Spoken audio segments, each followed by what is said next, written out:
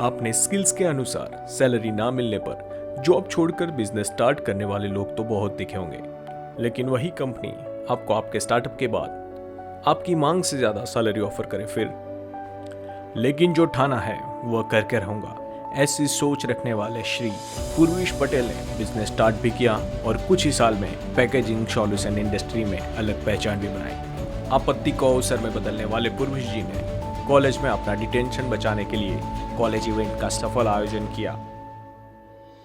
पहली ही जॉब में सुपरवाइजर के साथ बहस के चलते उस सुपरवाइजर ने रिजाइन दे दिया, तो जिम्मेदारी उन्होंने ली और सभी वर्कर्स के साथ अच्छा तालमेल बिठा के कंपनी को नई ऊंचाई पर ले गए। उन्होंने जिन जिन कंपनियों के साथ काम किया वहां पे प्रोडक्ट क्वालिटी और एसओपी पर बहुत ही ध्यान दिया। उसी के चलते कंपनी को उनके नाम से ऑर्डर मिलने लगे और वो भी उनके तय किए गए रेट में। जिस सुपरवाइजर के साथ झगड़ा हुआ था उन्हें कुछ सालों बाद पूर्वेश जी ने ही अच्छी जॉब दिलवाई। ऐसे हमेशा से दूसरों को भी बेहतर बनाने की सोच रखने वाले पूर्वेश जी ने पैकेजिंग सॉल्यूशन का बिजनेस कुछ निजी कारणों से छोड़कर दूसरों का बिजनेस बेहतर बनाने का कंसल्टेंसी का नया बिजनेस स्टार्ट किया और उसमें भी वो सफल रहे। तो आइए उन्हीं से सुनते हैं उनकी रोचक कहानी के कुछ मजेदार पहलू और बिजनेस के कुछ महत्वपूर्ण टिप्स। श्री पूर्वेश पटेल 2018 में जब एच सॉल्यूशन चालू हुआ तब हम लोग बहुत छोटे स्केल से ये चालू किया था और आज 2020 में वो काफ़ी लार्जर स्केल पे काफ़ी सारे अक्रॉस इंडिया बहुत सारे हमारे क्लाइंट हैं जिनको हम हमारी कंसल्टेंसी सर्विसेज प्रोवाइड कर रहे हैं और इससे हम लोग काफ़ी सेटिस्फाइड है। इंक्लूड इवन मेरे साथ में जो एसोसिएट्स है वो भी काफ़ी सेटिस्फाइड है।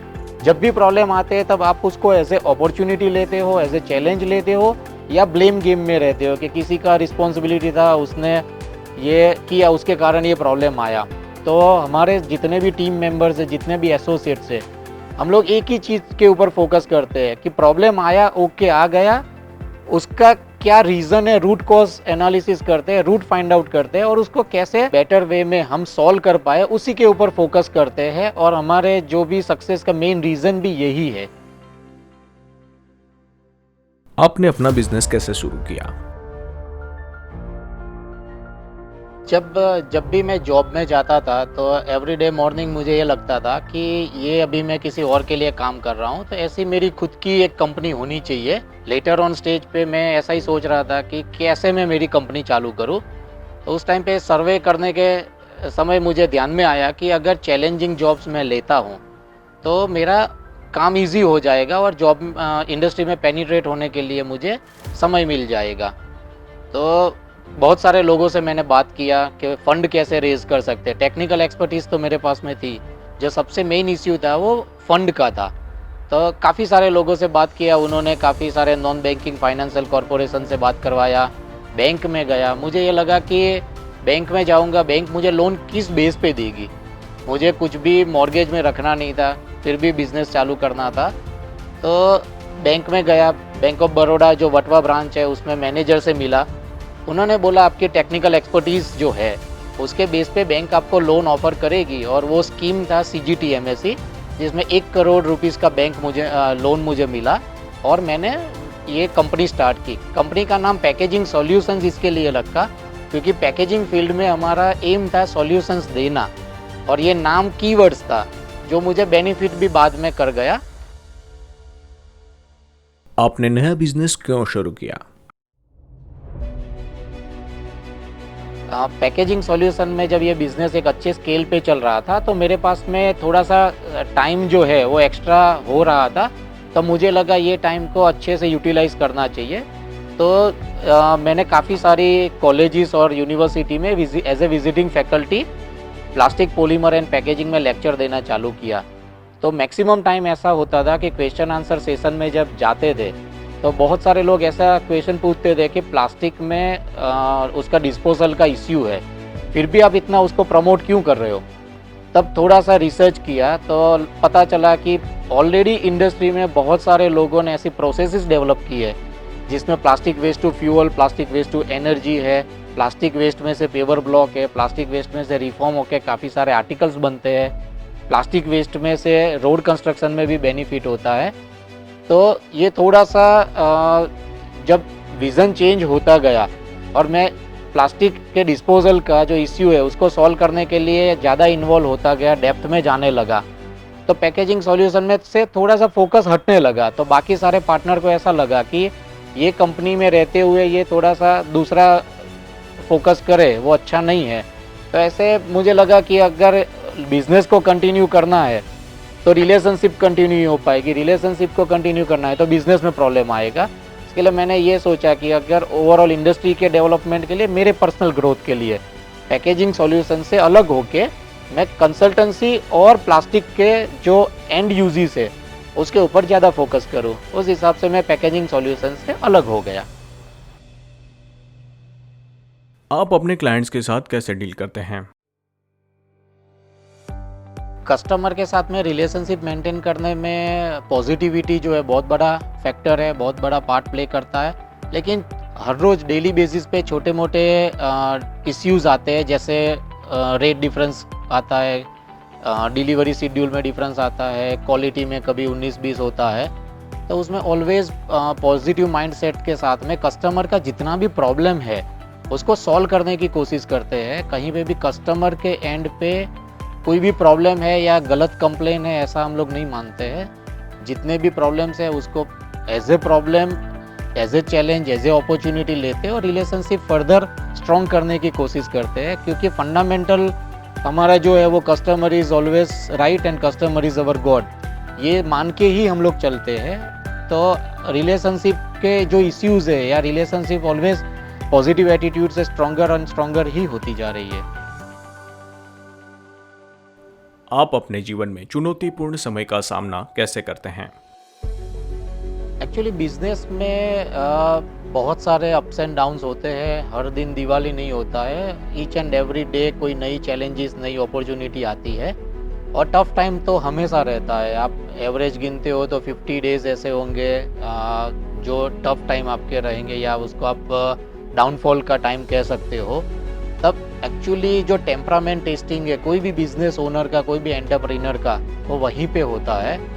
जहाँ पर्सनल लेवल पे अगर उसको टैकल करना है तो मैं ज़्यादा फोकस मेडिटेशन के ऊपर करता हूँ और ज़्यादा फोकस जितने भी मेरे एक्सिस है उसको शार्प करने की कोशिश करता हूँ, लर्निंग की कोशिश करता हूँ। कहीं पे भी जो कॉन्सेप्ट है अभी लगता है कि ये आने वाले सिनारियो में नहीं चलेगा तो अनलर्न करके रीलर्न करने की भी कोशिश करता हूँ। और जहाँ पे भी ऐसा लगे कि बिज़नेस में डाउनफॉल आना चालू हुआ तो जो काम करना जो है या मेहनत के जो आवर्स है, टाइमिंग्स जो है वो बढ़ा देते हैं। मीटिंग के ऊपर ज़्यादा फोकस नहीं करते हैं, उसकी जगह पे टूरिंग करते हैं, कस्टमर के साथ में रिलेशनशिप ज़्यादा स्ट्रॉन्ग करने की कोशिश करते हैं, ज़्यादा कस्टमर से विज़िट करते हैं, उनके पेन एरियाज जो नए माहौल में आने वाले उसको टैकल करने की कोशिश करते हैं। ऐसे काफ़ी सारे प्रोएक्टिव अप्रोचेस इम्प्लीमेंट करने की कोशिश करते हैं। आप अपनी पर्सनल और प्रोफेशनल लाइफ कैसे मैनेज करते हैं? मैं वर्क लाइफ जो बैलेंस का कंसेप्ट है उसको बहुत इम्पोर्टेंस देता हूँ, और जो व्हील ऑफ लाइफ है जिसमें मैं 4 पार्ट को कंसीडर करता हूँ। एक प्रोफेशनल लाइफ है, एक फैमिली लाइफ है, एक बिजनेस लाइफ है और एक सोशल और फ्रेंड सर्कल की लाइफ है। मैं कोशिश हमेशा यही करता हूँ कि चारों जो व्हील है उसका वेटेज जो है 25% रहे। और संडे को, मेरे पर्सनली बात करूँ तो फैमिली को, पूरा संडे फैमिली के लिए होता है। बच्चों के साथ में एवरी डे 2 आवर्स स्पेंड करना है। और जो इवनिंग में 6 बजे के बाद में, और या रादर 7 बजे के बाद में हो सके उतने क्लाइंट के कॉल रिसीव नहीं होते हैं। और क्लाइंट को भी अभी हैबिट हो गई है कि वो 7 बजे के बाद में कॉल नहीं करे, क्योंकि ये टाइम फैमिली के लिए है। फैमिली के साथ में रह के वो अच्छे से एंजॉय होता है। और मेरे लिए सबसे इम्पोर्टेंट चीज़ ये है कि, या मैं बिलीव करता हूँ कि फैमिली को टाइम हमेशा देना ही चाहिए। उससे खुद का जो हैप्पीनेस होगा, फैमिली का हैप्पीनेस होगा, तो बिजनेस में ऑलवेज वो रिफ्लेक्ट होगा ही होगा। आपके बिजनेस के भविष्य के लिए आपका क्या विजन है? अभी जो HNS सॉल्यूशन जो अभी है उसमें ऑलमोस्ट 10 फ्रीलांस कंसल्टेंट जुड़े हुए हैं और अक्रॉस इंडिया 22 क्लाइंट्स हैं हमारे। तो अगले 5 साल के अंदर ये जो भी क्लाइंट्स हैं मेरे, वो उसकी संख्या मुझे 300 से ऊपर करनी है और जितने भी फ्रीलांस कंसल्टेंट जुड़े हुए हैं वो 50 से प्लस होने चाहिए और जितने भी कंसल्टेंट जुड़ेंगे साथ में उन लोगों का भी ग्रोथ जो है, जितना मेरा ग्रोथ है उतना ही उनका ग्रोथ हो, ऐसा विज़न है। और साथ में एक गोल ये भी है कि अभी कुछ कंपनियों जो स्टार्टअप्स है और जो प्लास्टिक वेस्ट में से जो रिफॉर्म्स का जो यूनिट्स है तो उसमें हमारा इन्वेस्टमेंट है, वो भी काफ़ी इन्वेस्टमेंट उसमें बड़ा करना है, जिससे अल्टीमेटली जो भी रोड साइड वेस्ट दिखता है अपने को उसका सॉल्यूशन आए और उसमें से एक नई प्रोडक्ट डेवलप हो, जिससे जो डिप्लीटिंग रिसोर्स है, जैसे क्रूड है डिप्लीटिंग रिसोर्स है, तो उसको वापस री एक्सप्लोर करने की ज़रूरत नहीं पड़े और जितने भी एक्सप्लोरेशन अभी तक हो चुका है उसी में से नए आर्टिकल बने थ्रू रिसाइकलिंग, जिससे ये जितने भी रोड साइड वेस्ट हो या जितने भी प्लास्टिक को जो लोग भी कल्प्रिट गिनते हैं ड्यू टू डिस्पोजल इश्यू, तो उन सारे लोगों की मानसिकता चेंज हो और वो वेस्ट को एज ए रिसोर्स कंसीडर करना चालू करें। अल्टीमेट गोल ये है। एंटरप्रेन्योर्स और स्टार्टअप बिजनेसेस के लिए आपके कुछ महत्वपूर्ण सुझाव। देखो, एक सीधी सी बात है कि अगर फेलियर आता है और अपनी आईज के अंदर टीयर्स है तो विजन ब्लर हो जाता है, तो आगे कुछ नहीं दिखाई देता है। अगर अपॉर्चुनिटी सामने से पास हो रही है फिर भी विजन ब्लर होने के कारण नहीं दिखता है। जैसे मैं जब MBA कर रहा था तब हमें सिखाया जाता था कि opportunity never knocks twice on the same door. अभी मैं जहाँ पे लेक्चर देने जाता हूँ मैं स्टूडेंट को ये सिखाता हूँ कि build the second door for next opportunity, if you fail then again build the next door.